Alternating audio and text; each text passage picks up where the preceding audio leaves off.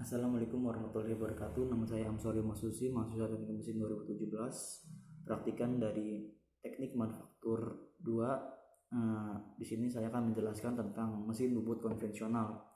Mesin bubut atau turning machine adalah suatu jenis mesin perkakas yang dalam proses kerjanya bergerak memutar benda kerja dan menggunakan mata potong pahat sebagai alat untuk menyayat benda kerja tersebut.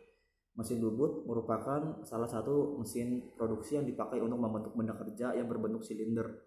Pada prosesnya, benda kerja dipasang pada cekam atau cak yang terpasang pada spindle mesin. Kemudian benda kerja diputar dan alat potong digunakan untuk membentuk benda kerja.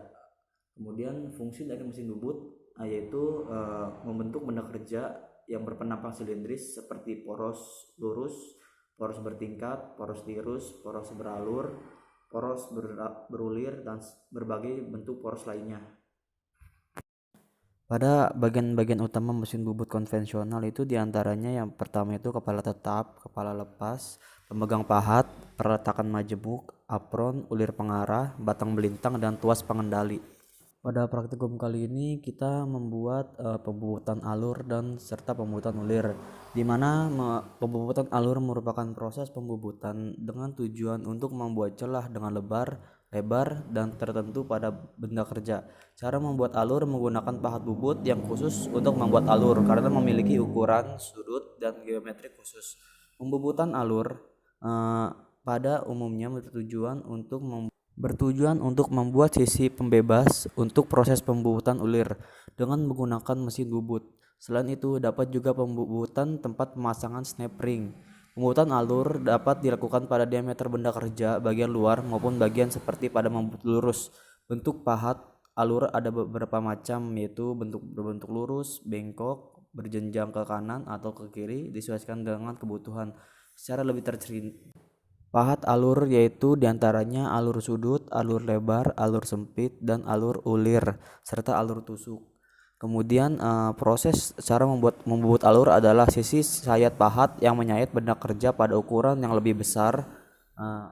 Hal ini menyebabkan terjadinya gaya gesek antara pahat dan benda kerja. Gaya gesek yang ditimbulkan adalah lebih besar dibanding pada pembubutan lurus maupun facing. Satu upaya yang dapat dilakukan untuk mengurangi gaya gesek tersebut adalah memastikan ujung sayat pahat benar-benar setting center benda kerja. Hal ini karena posisi ujung sayat pahat tepat pada center benda kerja adalah titik paling tepat menimbulkan gaya gesek. Itu merupakan pembubutan alur. Pada praktikum kali ini juga kita menggunakan metode pembubutan ulir, di mana dalam pembubutan ulir yang pertama itu memasang pahat ulir pada pemegang pahat, kemudian menyeting eretan atas sehingga posisinya menyudut terhadap sumbu tegak lurus benda kerja dan arah pemakanan pahat ulir. Memajukan pahat ulir dan pada diameter terluar ulir. Menyeting ukuran pada eretan melintang menjadi 0 mm. Menggeser pahat ulir ke arah kanan keluar benda kerja dengan jarak sekitar 10 mm dari tepi benda kerja. Mengatur tuas kisar sesuai dengan tabel yang ada pada mesin bubut. Menggeser tuas gerakan otomatis ulir mesin ke arah bawah untuk pembubutan ulir. Menjalankan mesin hingga terbentuk garis profil ulir dengan panjang bidang yang diulir sesuai dengan yang diinginkan. Yang 9 itu menggeser tuas gerakan otomatis pada posisi sebelumnya agar posisi pembuatan ulir berhenti. Kemudian menarik keluar pahat ulir menggunakan eretan melintang sejauh 3 mm. Menggeser pahat ulir ke arah kanan sehingga pahat ulir bebas sekitar 10 mm. Memajukan kembali pahat ulir sebesar nilai sebelumnya ditambah dengan kedalaman pemakanan berikutnya.